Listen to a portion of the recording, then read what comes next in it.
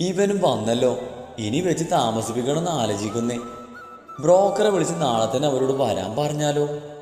മഹിയും അർജുനും ഹാളിൽ വന്നിരുന്നതോടെ ചർച്ച അജയെയും കൃതിയെയും കുറിച്ചായി.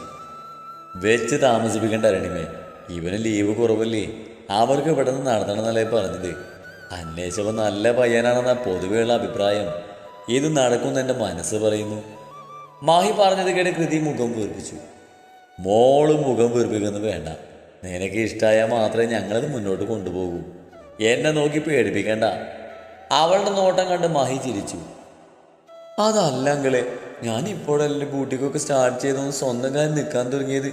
ഇപ്പോൾ ഒരു കല്യാണം എൻ്റെ പ്ലാനിലേ ഇല്ലായിരുന്നു. ഇതിപ്പോൾ കുറച്ച് നേരത്തെ ആയിപ്പോയെന്നൊരു തോന്നല്. കൃതി പറയുന്നത് കേട്ട് അരുണിമ അവളെ നോക്കി കണ്ണുരുട്ടി. വയസ്സ് 28 അവൻ പോകുന്നു. ഇപ്പോഴല്ലെങ്കിൽ പിന്നെ എപ്പോഴാ? 35ലോ? അമ്മയുടെ ചോദ്യം കേട്ടവൾ പിണക്കത്തോടെ മുഖം കൂട്ടി. നേരത്തെ ആയിപ്പോയെന്നല്ലേ ഉള്ളൂ, അല്ലാതെ വിവാഹം കഴിക്കുന്നില്ലെന്ന് തീരുമാനിച്ചിട്ടൊന്നുമില്ലല്ലോ, മാഹി ചോദിച്ചു. അവൾക്ക് അങ്ങനെ ഒരു പ്ലാൻ ഇല്ലെങ്കിൽ എടുത്തുചാടി ഓരോന്ന് ചെയ്ത് വെച്ച് ഒരു പയ്യൻ്റെ ജീവിതം കൂടി നശിപ്പിക്കരുതല്ലോ. ഇതുപോലെ വേണ്ട നേരത്തെ ചിന്തിക്കാതെ പോയതിൻ്റെ പാട് ഇതുവരെ തീർന്നില്ല, മാഹി ഓർത്തു. അങ്ങനെ ഒരു തീരുമാനം എനിക്കില്ല. അവരെടി പിടിന്ന് കല്യാണം നടത്താൻ നിന്നാൽ എൻ്റെ ലൈഫ് പാർട്ട്ണർ ആവാൻ പോകുന്ന ആളെക്കുറിച്ച് ഞാൻ ഇങ്ങനെ മനസ്സിലാക്കും. മുന്നും പിന്നെ അറിയാത്തൊരാളെ കല്യാണം കഴിക്കുന്ന റിസ്ക് ആണെങ്കിലേ. അയാളെ നന്നായി മനസ്സിലാക്കിയിട്ട് എനിക്ക് ഓക്കെയാണെന്ന് തോന്നിയാലല്ലേ വിവാഹം കഴിക്കാൻ പറ്റൂ. കൃതി തൻ്റെ പ്രശ്നം തുറന്നു പറഞ്ഞു.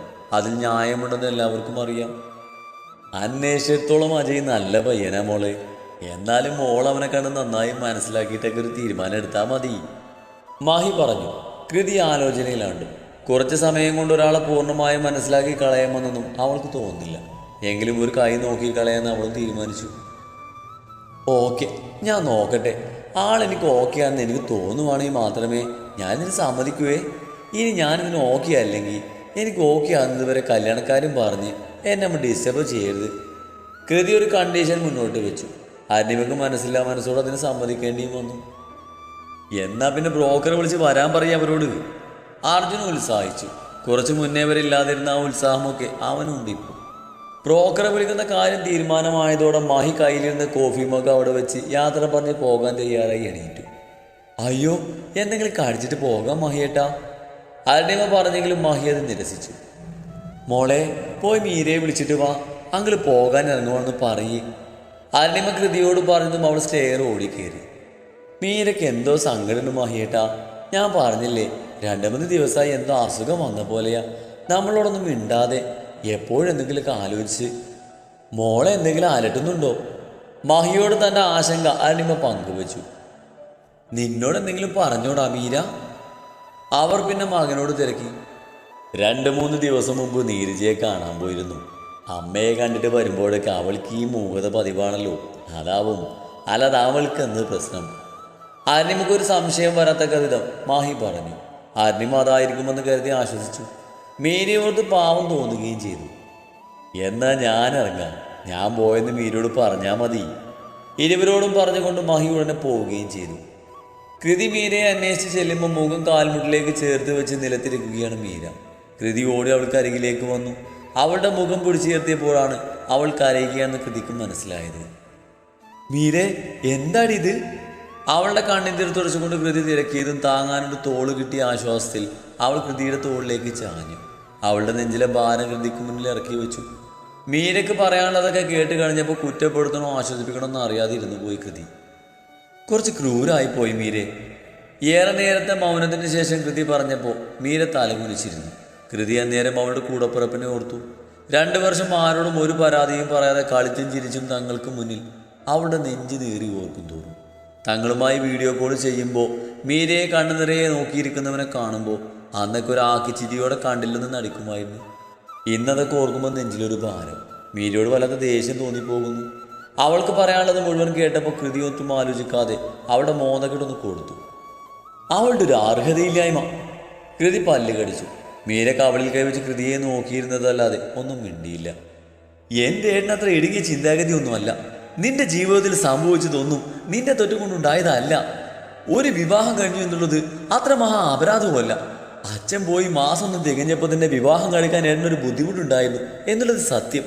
മാത്രമല്ല, നീ ഇഷ്ടത്തോടെ തന്നെയാണ് സമ്മതിച്ചതെന്നൊരു ഉറപ്പില്ലായിരുന്നു ഏട്ടന്. ഈ രണ്ട് ബുദ്ധിമുട്ടുകളല്ലാതെ വിവാദത്തിന് ഏട്ടനൊരു ഇഷ്ടക്കേട് കാണിച്ചിട്ടില്ല. ഏട്ടന് നിന്നെ ഇഷ്ടപ്പെട്ട് തന്നെയാ കെട്ടിയത്. നിന്റെ പാസ്റ്റ് വിടാനും ചിക്കി ചിക്കിഞ്ഞ് വരാനും പോണില്ല. ചിക്കി ചിക്കിയാൻ മാത്രം അതിലൊന്നും ഉള്ളതായിട്ട് തോന്നിയിട്ടില്ല. പറയെ കൃതിയുടെ ശബ്ദം മായപ്പെട്ടു വന്നു. അങ്ങേർക്ക് നിന്നോട് മുടിഞ്ഞ പ്രേമാടി.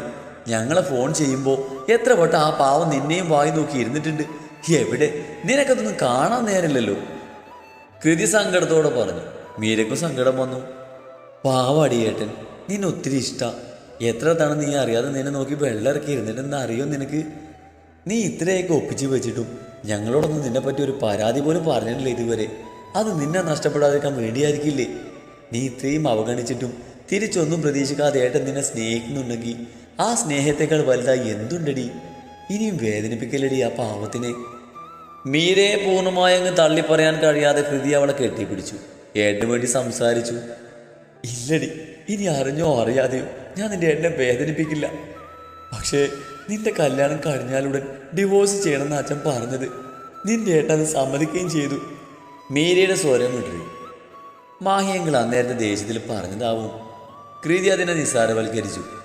ഇല്ലടി, അച്ഛൻ സീരിയസാ. ഇതറിഞ്ഞപ്പോൾ തൊട്ട് പറയുന്നതാ. മീര ദയനീയമായി പറഞ്ഞു. എന്നിട്ട് നീ എന്ത് തീരുമാനിച്ചു?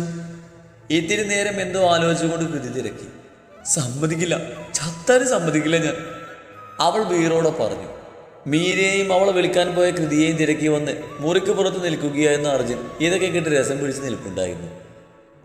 ആദ്യമേ ഇങ്ങനെ നിന്നിരുന്നെങ്കിൽ ഈ പ്രശ്നം വല്ലതും ഉണ്ടാവുമായിരുന്നോ? അഹങ്കാരം കൊണ്ട് വരുത്തി വെച്ചതല്ലേ, നീ തന്നെ സോൾവ് ചെയ്തോ? കൃതിയും കൈയൊഴിഞ്ഞു.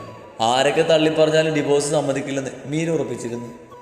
കുറെ കാലം ഒഴിവാക്കിയതല്ലേ, അതിന്റെ പലിശ സഹിതം ഇനി അങ്ങ് സഹിച്ചേക്ക്. നിന്റെ സ്നേഹം 916 ആണെന്ന് ഏട്ടൻ നിന്റെ അച്ഛന് ബോധ്യപ്പെട്ട ഈ ഡിവോഴ്സ് നടപടികളൊക്കെ ഒഴിവാക്കി കിട്ടും.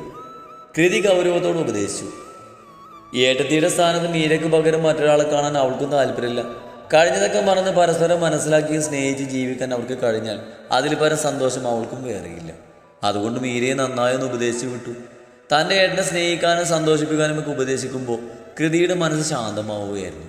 തൻ്റെ ഉപദേശങ്ങൾ ഉത്സാഹത്തോടെ കേട്ടിരിക്കുന്നവളെ കാണുമ്പോൾ കുറച്ചു മുന്നേ അവളോട് തോന്നിയ നീരസം മരിഞ്ഞില്ലാതാകുന്നത് കൃതി അറിയുന്നുണ്ടായിരുന്നു.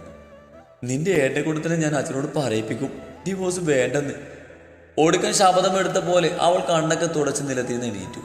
അതൊക്കെ കേട്ട് പുറത്തു നിന്നവൻ്റെ മുഖവും പൂർണ്ണചന്ദ്രനെ പോലെ തിളങ്ങുന്നുണ്ടായിരുന്നു. എന്തായാലും ഏട്ടനെ അംഗീകരിക്കാൻ തോന്നിയല്ലോ നിനക്ക്. ഇനി സ്നേഹവും കരുതലൊക്കെ താനെ വന്നോളും. ഇനി ഇങ്ങനെ മുഖം കുറിപ്പിച്ച് സങ്കടപ്പെട്ട് നടക്കരുത്. അമ്മക്ക് നിന്റെ ഈ പെരുമാറ്റത്തിലൊക്കെ നല്ല സങ്കടമുണ്ട്. നീയും ഏട്ടനും തമ്മിൽ എന്തെങ്കിലും പ്രശ്നമുണ്ടെന്നാ അമ്മയുടെ പേടി. അതുകൊണ്ട് ഈ കടന്നൽ കുത്തിയ എക്സ്പ്രഷൻ ഇന്നത്തോടെ മാറ്റിക്കോണം. വെറുതെ അമ്മയെ കൂടി അറിയിക്കരുത്. കൃതി അല്പം ഗൗരവത്തോടെ പറഞ്ഞു.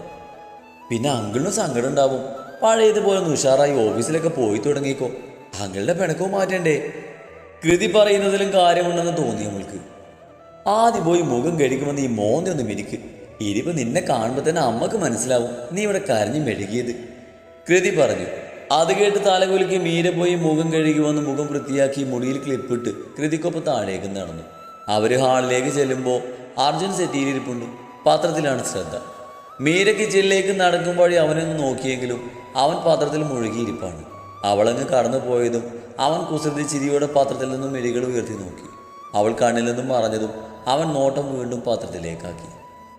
എന്തൊക്കെ പറഞ്ഞാലും അവളുടെ ഈ കാട്ടിക്കൂട്ടലുകളും എന്തിന് ചെറിയൊരു നോട്ടം പോലും അവൻ ആസ്വദിക്കുന്നുണ്ടായിരുന്നു.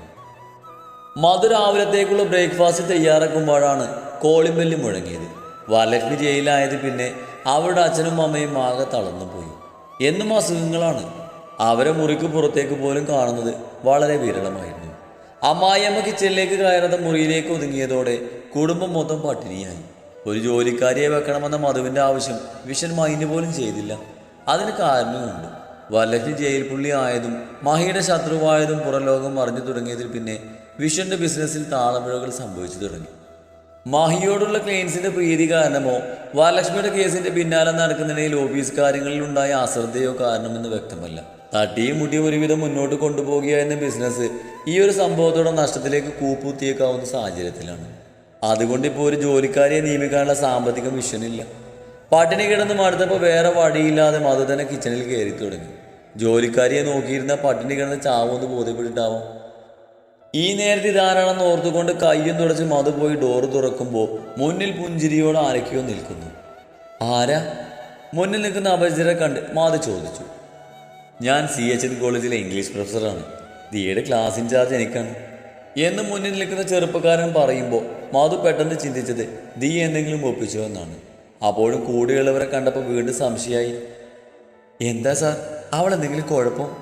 No no no, she is a brilliant student. Actually ഞങ്ങൾ വേറൊരു കാര്യം സംസാരിക്കാൻ വേണ്ടിയാണ് വന്നത്. കുഴപ്പമൊന്നുമില്ലെന്ന് കേട്ടതോടെ മധു ഒന്ന് ആശ്വസിച്ചു. അവരകത്തേക്ക് സ്വീകരിച്ചിരുത്തുകയും ചെയ്തു. ദിയയുടെ അമ്മേ, ഇതാദ്യത്തിൽ ഞങ്ങൾക്ക് ആണായും പെണ്ണായും ഇവനൊരുത്തനേ ഉള്ളൂ. ഇവന് ദിയയെ വിവാഹം കഴിച്ചാൽ കൊള്ളാമെന്നുണ്ട്. യാതൊരു മുഖവരെയും കൂടാതെ ആദിത്യൻ്റെ അമ്മ കാര്യം അവതരിപ്പിച്ചു. മധുന്ന് ഞെട്ടുകയും ചെയ്തു. നിങ്ങളുടെ തറവാടിന് അത്ര വലുപ്പമൊന്നുമില്ലെങ്കിലും ഞങ്ങളും അന്തസ്സുള്ള കുടുംബത്തിലുള്ളത് തന്നെയാ. ഒരു ചിരിയോട് ആദിത്യൻ്റെ അച്ഛൻ പറഞ്ഞു. പ്രേമിച്ച് പിറകെ നടന്ന ശല്യം ചെയ്യാനൊന്നും നിന്നിട്ടില്ല. നേരെ ഇവിടെ വന്ന് പറയാനാ തോന്നിയത്. ദിയെ എനിക്ക് ഇഷ്ടമാണ്. നിങ്ങൾക്ക് സമ്മതമാണെങ്കിൽ എക്സാം കഴിയുമ്പോൾ വിവാഹം നടത്തിയാൽ കൊള്ളാമെന്നുണ്ട് ഞങ്ങൾക്ക്.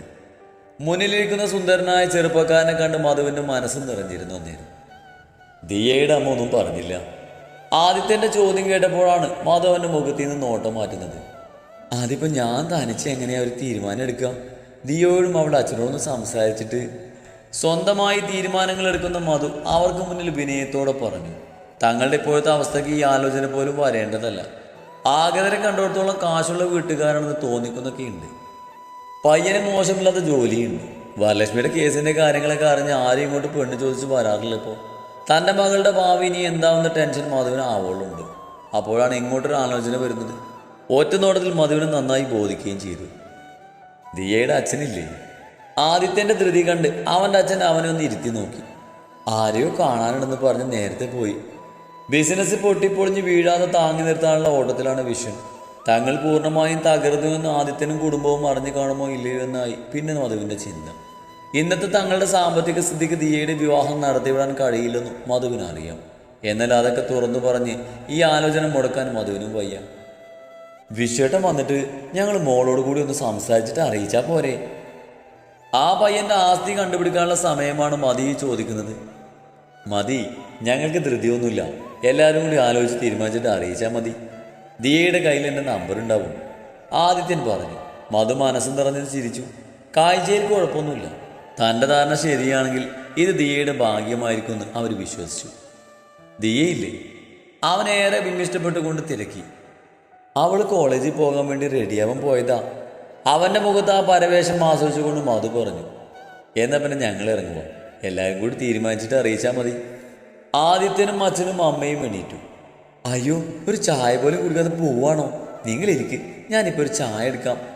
മധു ധൃതിപ്പെട്ട് ഇരുന്നിരുന്ന് എഴുന്നേറ്റു.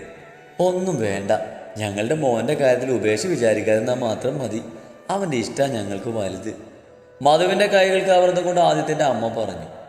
ഞങ്ങൾ ദിയയെ മാത്രമേ ചോദിക്കുന്നുള്ളൂ. ആണായും പെണ്ണായും ഇവനും ഒരുത്തനേ ഉള്ളൂ. അവനും അവൻ്റെ പെണ്ണിനും സുഖമായി കഴിയാനുള്ളതൊക്കെ ഞങ്ങളുടെ കുടുംബത്തുണ്ട്. അതുകൊണ്ട് സ്ത്രീധനമായി ഞങ്ങളൊന്നും പ്രതീക്ഷിക്കുന്നില്ല. ഇനി ആ പേരിൽ ഈ ആലോചന വേണ്ടെന്ന് വെക്കരുത്. ഞങ്ങൾക്ക് അവൻ്റെ ഇഷ്ടമാണ് വലുത്. ആദിത്യൻ്റെ അച്ഛൻ്റെ വാക്കുകൾ കേട്ടപ്പോൾ മധുവിനൊരു കാര്യം പിടികിട്ടി. തങ്ങളുടെ ഇപ്പോഴത്തെ അവസ്ഥ ആദിത്യനും കുടുംബവും നന്നായി മനസ്സിലാക്കിയിരിക്കുന്നു. ബിസിനസ് തകർന്ന് ഒരു മകനുള്ളത് തിരിഞ്ഞു പോലും നോക്കാറില്ല. ആ പെൺകൊച്ചിനെ ഇനി എങ്ങനെ ഇറക്കി വിടുന്ന ചിന്ത അവരുടെ സമാധാനം കളയുകയായിരുന്നു. പക്ഷേ അവർ സംസാരിച്ചിടത്തോളം മധുവിന് ഈ ബന്ധത്തോട് താല്പര്യമുണ്ട്. അവരങ്ങ് യാത്ര പറഞ്ഞ് പോയപ്പോൾ മധുവിന് സന്തോഷം കൊണ്ട് തുള്ളിച്ചാടാൻ തോന്നി. ഉടനെ വിശ്വനെ വിളിച്ചെങ്കിലും അയാൾ കോൾ അറ്റൻഡ് ചെയ്തില്ല. അതോടെ നിരാശയോടെ കിച്ചണിലേക്ക് നടന്നു. കോളിബെല്ല് മുഴങ്ങിയിട്ടും സംസാരങ്ങൾ കേട്ടിട്ടും പുറത്തിറങ്ങാതെ അകത്തിരുന്ന വിശ്വൻ്റെ അമ്മയോടും അച്ഛനോടും മധുവിന് തോന്നിയ അമർഷം കുറച്ചൊന്നുമല്ലായിരുന്നു. 2 ദിവസങ്ങൾക്ക് ശേഷം മീര അരടിമൊക്കെ കൃതിക്കുമ്പോൾ കുക്കിങ്ങിന് കയറി. കിച്ചൺ കളിയും ചിരിയുമായി വീണ്ടും സജീവമായി. മീര ഓക്കെയാണെന്ന് കണ്ടതും അരടിമക്ക് പറഞ്ഞറിയിക്കാൻ കഴിയാത്ത ആശ്വാസവും. അജയുടെ വീട്ടിൽ നിന്നും നാളെയാണ് കൃതിയെ പെണ്ണ് കാണാൻ വരുന്നത്. അവരറിയിച്ചതോടെ അരടിമ നിലത്തൊന്നുമില്ല. അമ്മയുടെ ആ സന്തോഷം കൃതി കണ്ണെടുക്കാതെ നോക്കി നിന്ന് പോയി. അമ്മേ, ഞാനൊന്ന് മനോജിൻ്റെ വീട് വരെ പോയിട്ട് വരാം. അർജുൻ ഇടയ്ക്ക് കിച്ചണിലേക്ക് വന്നുകൊണ്ട് പറഞ്ഞപ്പോൾ മീരയുടെ കണ്ണുകൾ പിടിഞ്ഞു. മിക്കവാറും മനോജിനെ കുടയാനുള്ള പോക്കായിരിക്കുന്നു അവൾ ഓർത്തു. എടാ, കഴിച്ചിട്ട് പോടാ. അവൻ തിരിഞ്ഞു പോകുന്നത് കണ്ട് അരുമ പിന്നിൽ നിന്ന് വിളിച്ച് പറഞ്ഞെങ്കിലും വേണ്ടെന്ന് പറഞ്ഞവൻ തൻ്റെ ബൈക്കെടുത്ത് മനോജിൻ്റെ വീട് ലക്ഷ്യമാക്കി പോയി. അവൻ്റെ വീട്ടുമുറ്റത്ത് ബൈക്ക് കൊണ്ടുപോയി വെച്ചുകൊണ്ട് അർജുൻ ബൈക്കിൽ നിന്ന് ഇറങ്ങി. ആ ഇതാര്? അർജുനോ? എത്ര നാളായിട്ട് ചേക്കാൻ നിന്നെ കണ്ടിട്ട്. ഇന്നലെ വന്നു എന്ന് അവൻ പറഞ്ഞായിരുന്നു. കുറച്ച് നാളിവിടെ ഉണ്ടാവൂലേ? വീടിൻ്റെ സൈഡ് ഭാഗത്ത് കെട്ടിയിരിക്കുന്ന ആശയിൽ തുണികൾ വിരിക്കുകയായിരുന്നു ഉഷ. മനോജിൻ്റെ ബൈക്ക് കണ്ട് തുണികൾ ബക്കറ്റിലേക്ക് ഇട്ട് അവനെ കണ്ട് സന്തോഷത്തോടെ മുന്നോട്ട് വന്നു. നീ അങ്ങ് മെലിഞ്ഞു പോയില്ലടാ, ശരീരം ഒന്നും സൂക്ഷിക്കാറില്ല നീ? അവൻ അടിപൊളി നോക്കിക്കൊണ്ട് ഉഷ ചോദിച്ചു. അവൻ കണ്ണുകൾ ചിമ്മി കാണിച്ചു. അവനില്ലേ? അതിന് മറുപടി പറയാതെ അവൻ തിരക്കി. ഓ, ഇതുവരെ പള്ളിയിറക്കം കഴിഞ്ഞിട്ടില്ല. അന്നെ നാട്ടിൽ കിടന്ന് കഷ്ടപ്പെടുവരുന്ന ഭരവല്ലേ, ഞാനും ശല്യപ്പെടുത്താറില്ല, ഉഷ പറഞ്ഞു. മോൻ അകത്തേക്ക് ചെല്ല്, ഞാൻ കടുപ്പത്തിലൊരു കാപ്പി എടുക്കാം, കയറി വാ. അതും പറഞ്ഞവർ അവനെയും കൂട്ടി അകത്തേക്ക് കയറി. അവനത് കാത്തു നിന്നതുപോലെ നേരെ മനോജിന്റെ മുറിയിൽ കയറിപ്പറ്റി. അവിടെ മൂടി പുതച്ച് കിടന്നുറങ്ങുന്ന മനോജിനെ ഒറ്റ ചവിട്ടിന് താഴേക്കിട്ടു. അമ്മേ! എന്തട പന്നി! പല്ല് കടിച്ച് നിലത്തിന്ന് നടുവ് ഒഴിഞ്ഞ് എണീറ്റുകൊണ്ട് മനോജ് ചൂടായി. ചവിട്ട് നല്ലപോലെ ഏറ്റിട്ടുണ്ട്. ആ ദേഷ്യം അവൻ്റെ മുഖത്ത് കാണാനുണ്ട്.